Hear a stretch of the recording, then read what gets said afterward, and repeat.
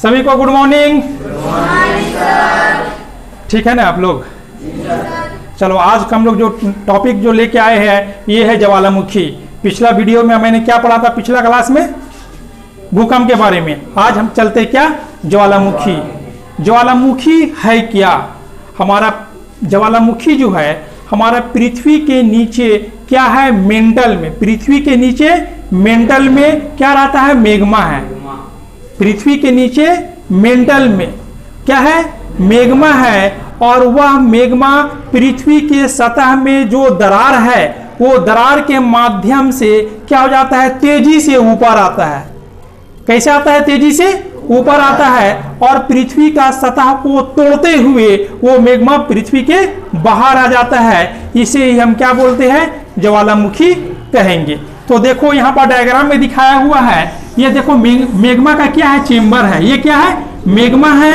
और किसमें पाया जा रहा है मैग्मा, मेंटल में। परीक्षा में पूछता है कि मैग्मा है कहाँ, किस स्थान पर पाया जाएगा, तो क्या बोलेंगे, मेंटल में। और देखो तो ये मैग्मा है, डायग्राम में दिखाया हुआ है। ये पाइप के माध्यम से ये पृथ्वी के ऊपर आ रहा है। देखो पाइप के माध्यम से क्या आ रहा है, ऊपर आ रहा है। और तेजी गति से क्या हो रहा है, ऊपर जा रहा है। ऊपर जाने के दौरान में पृथ्वी के नीचे कभी इधर चल जाता है तो कभी इधर चल जा रहा है। ठीक है। और जब तेजी से ऊपर जाएगा तो ऊपर जाने के बाद क्या होगा, वो नीचे भी गिरेगा ना। तो तेजी से ऊपर जा रहा है, फिर देखो नीचे गिर गया। नीचे गिरने के बाद क्या हो जाता है, ये जमते चला जा रहा है। जम रहा है कि नहीं जम रहा है, देखो तो वो जैसे नीचे मैग्मा क्या है, बिल्कुल क्या है, गर्म है। और जब पृथ्वी के धरातल के ऊपर आ जाएगा तो धीरे धीरे क्या होगा, वो ठंडा हो जाएगा। ठंडा होने के बाद क्या हो जाएगा, वो जम जाएगा। तो देखो ये क्या हो रहा है, ऊपर जाने के बाद नीचे आ रहा है और नीचे आने के बाद क्या हो रहा है, जमते जा रहा है। देख रहे हैं ना, देखो ये क्या हो रहा है, जम गया। ठीक है। अब देखना ये जो मैग्मा ऊपर गया था, यहां पर ये मैग्मा का मुंह है। मैग्मा का क्या है, यानी मैग्मा का मुंह बोलेंगे, ज्वालामुखी का मुंह है। तो ज्वालामुखी का मुंह को हम क्रेटर कहेंगे। क्रेटर किसे कहेंगे, ज्वालामुखी के मुंह को क्रेटर कहते हैं। क्रेटर किसे कहेंगे, अब कभी कभी क्या होता है, इसका मुंह क्या हो जाता है, बड़ा हो जाता है। मुंह क्या हो जाता है, बड़ा हो जाता है, तो उसे हम बोलेंगे कोल्ड्रा। कोल्ड्रा, कोल्ड्रा किसे कहेंगे, जब ज्वालामुखी का मुंह बड़ा हो जाएगा तो उसे क्या कहते हैं, क्या कहते हैं, कोल्ड्रा कहते हैं। यहां तक क्लियर है। अब देखना जब ज्वालामुखी का उद्गार होगा, ज्वालामुखी विस्फोट होगा, तो उसके साथ में क्या निकलता है, गर्म लावा। क्या निकलता है, गर्म लावा, गैस, जलवाष्प और पत्थर का टुकड़ा। चट्टान का छोटा पत्थर का टुकड़ा भी निकलता है। कहां से, पृथ्वी के नीचे से विस्फोट करते हुए निकलता है। क्या क्या निकल रहा है, गर्म लावा। अच्छा लावा किसे बोलेंगे, जब पृथ्वी के नीचे जो मैग्मा है, पृथ्वी के नीचे रहता है उसे मैग्मा बोलेंगे। जब मैग्मा पृथ्वी के बाहर आ जाता है तब उसे हम क्या बोलते हैं, लावा कहेंगे। तो लावा किसे बोलेंगे, मैग्मा जब बाहर आ जाता है तब उसे क्या कहा जाता है, लावा कहा जाता है। तो क्या निकल रहा है, लावा, गैस। जब तुम्हारा ज्वालामुखी होगा तो गैस भी निकलेगा और क्या निकलेगा, जलवाष्प। देखो जलवाष्प का मात्रा सबसे अधिक है, परीक्षा में कई एक बार पूछा है, ज्वालामुखी जो उद्गार होता है सबसे अधिक क्या निकलता है, तो हम क्या बोलेंगे, जलवाष्प। ये 60 से 90, 60 to 90% तुम्हारा जलवाष्प की मात्रा पाया जाता है। उसके बाद देखना पत्थर के टुकड़े, और ज्वालामुखी के दौरान पत्थर का टुकड़ा भी मिलता है। क्या मिलता है, बड़ा बड़ा पत्थर का टुकड़ा मिलता है जिसे हम बोलते हैं बम। क्या बोलेंगे, बम किसे बोलेंगे, पत्थर का बड़ा बड़ा टुकड़ा को क्या कहा जाता है, बम कहा जाता है। और पत्थर का छोटा छोटा भी टुकड़ा, छोटा पत्थर देखा है ना, पत्थर का छोटा छोटा भी टुकड़ा मिलता है, उसे लैपिली कहते हैं। लैपिली, तो लैपिली क्या है, पत्थर का छोटा टुकड़ा को क्या बोलेंगे, लैपिली बोलेंगे। और बम किसे बोलेंगे, पत्थर का बड़े बड़े टुकड़ों को क्या कहा जाता है, बम कहा जाता है। तो ज्वालामुखी उद्गार के समय सबसे अधिक क्या निकलता है तो क्या बोलेंगे? जलवाष्प 60 to 90% मिलता है। कहते क्लियर है। अब हम आते हैं ज्वालामुखी के प्रकार। ज्वालामुखी को 3 भागों में बांटा गया है। कितना भागों में बांटा गया है? पहला जो है सक्रिय ज्वालामुखी। क्या ज्वालामुखी? सक्रिय ज्वालामुखी, जिसे हम एक्टिव ज्वालामुखी बोलेंगे। तो एक नंबर है सक्रिय ज्वालामुखी। सक्रिय ज्वालामुखी। इसे हम क्या बोलेंगे इंग्लिश में? एक्टिव ज्वालामुखी। 2 नंबर में है प्रसुप्त ज्वालामुखी। कौन सा ज्वालामुखी? प्रसुप्त ज्वालामुखी।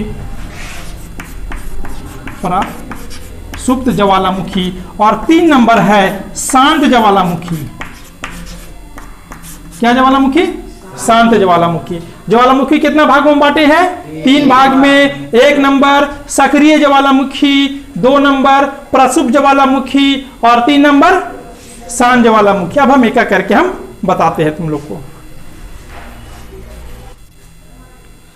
ज्वालामुखी को 3 भाग में बांटे थे, उसमें से 1 नंबर है सक्रिय या जागृत या एक्टिव ज्वालामुखी। कौन सा ज्वालामुखी? एक्टिव ज्वालामुखी। किसे कहेंगे? वैसा ज्वालामुखी जो एक बार उद्गार हो गया। कहने का मतलब एक बार उत्पत्ति हो गया और अभी भी उसका उद्गार जारी है, अभी भी उससे तुम्हारा मैग्मा लावा क्या हो रहा है? मैग्मा निकल रहा है। इसे हम क्या बोलेंगे? सक्रिय ज्वालामुखी। तो किसे कहेंगे सक्रिय ज्वालामुखी? वैसे ज्वालामुखी जो एक बार उद्गार हो गया है और अभी भी उससे मैग्मा क्या हो रहा है? निकल रहा है। उसे हम क्या बोलेंगे? सक्रिय ज्वालामुखी। इसका सबसे अच्छा एग्जाम्पल देखना, इटली का एटना। इटली का एटना परीक्षा में ही पूछता है एग्जाम्पल। इटली का एटना और स्ट्रम्बोली। क्या है?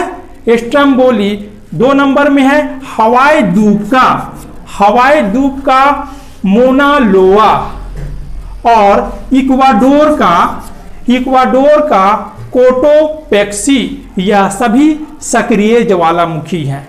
और तुम देखना जो स्ट्रम्बोली है, ये स्ट्रम्बोली जो है यह सक्रिय ज्वालामुखी का एग्जाम्पल है और इसे भूमध्य सागर का प्रकाश का स्तंभ कहा जाता है। क्या कहा जाता है? प्रकाश का स्तंभ। इसलिए कहा जाता है कि जब हम भूमध्य सागर से दूर से हम इसको देखते हैं, लगता है कि बत्ती जल रहा है, लग रहा है कि लाइट जल रहा है। इसीलिए इसे भूमध्य सागर का प्रकाश का स्तंभ कहा जाता है। ये परीक्षा में बार बार पूछता है। और विश्व का सबसे बड़ा एक्टिव ज्वालामुखी है जो इक्वाडोर का कोटोपेक्सी। ये भी परीक्षा में पूछता है कि विश्व का सबसे बड़ा ज्वालामुखी कौन सा होगा? तो हम क्या बोलेंगे? कोटोपेक्सी। ये एक्टिव सक्रिय ज्वालामुखी का एग्जाम्पल है। अब 2 नंबर देखेंगे। 2 नंबर है प्रसुप्त ज्वालामुखी। प्रसुप्त ज्वालामुखी किसे कहेंगे? वैसा ज्वालामुखी जो एक बार उद्गार हो गया है और अभी शांत पड़ा हुआ है। यानी एक बार उत्पत्ति हो चुका है और अभी शांत पड़ा हुआ है, मगर भविष्य में फिर दोबारे हो सकता है। भविष्य में दोबारे हो सकता है। उसे ही हम क्या बोलेंगे? प्रसुप्त ज्वालामुखी।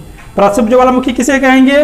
वैसा ज्वालामुखी जो एक बार उद्गार हो गया है और अभी शांत पड़ा हुआ है, ठीक है, मगर भविष्य में फिर दोबारे उद्गार हो सकता है। उसे ही हम क्या बोलेंगे?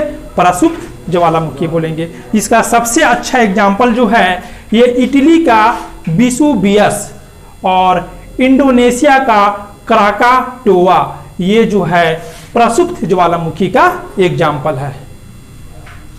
तीसरा जो ज्वालामुखी है वह शांत ज्वालामुखी। नाम से ही पता चल रहा है कि बिल्कुल शांत पड़ा हुआ है। क्या है? अच्छा ये बताओ, कोई आदमी मर जाता है तो फिर दोबारा जिंदा होता है? जिंदा होगा? नहीं, कभी जिंदा नहीं हो गया। मर गया तो मर गया, वापस लौट के नहीं आ सकता है। उसी प्रकार तो शांत ज्वालामुखी है वैसा ज्वालामुखी जो एक बार उद्गार हो गया फिर दोबारा उद्गार नहीं होगा, फिर दोबारा उत्पत्ति नहीं होगा उसी को हम क्या बोलते हैं, शांत ज्वालामुखी। ये मर चुका है, ठीक है। इसका सबसे अच्छा एग्जाम्पल है अफ्रीका का किलिमंजारो। अफ्रीका का किलिमंजारो परीक्षा में बार बार क्वेश्चन पूछा हुआ है। 2 नंबर है म्यांमार का माउंट पोपा। म्यांमार का क्या है, माउंट पोपा। और 3 नंबर दक्षिण अमेरिका का चिम्बे रांजो। ये सबसे अच्छा एग्जाम्पल है। किसका एग्जाम्पल है, ये शांत ज्वालामुखी का। क्लियर है। तो ज्वालामुखी का 3 टाइप हम लोग देख लिए। अब हम देखते हैं कि भारत में या विश्व में जिन क्षेत्रों में ज्वालामुखी का उद्गार होता है वहां कैसा मिट्टी पाया जाएगा, जरा बता दो कैसा मिट्टी पाया जाएगा। जिन क्षेत्रों में ज्वालामुखी का उत्पत्ति होता है वैसे क्षेत्रों में तुम्हारा काली मिट्टी पाया जाएगा। क्या मिट्टी पाया जाएगा, काली मिट्टी। झारखंड का खास करके देखना, दक्कन का क्षेत्र, झारखंड का बोलते हैं, ये भारत का दक्कन का क्षेत्र में काली मिट्टी पाया जाएगा।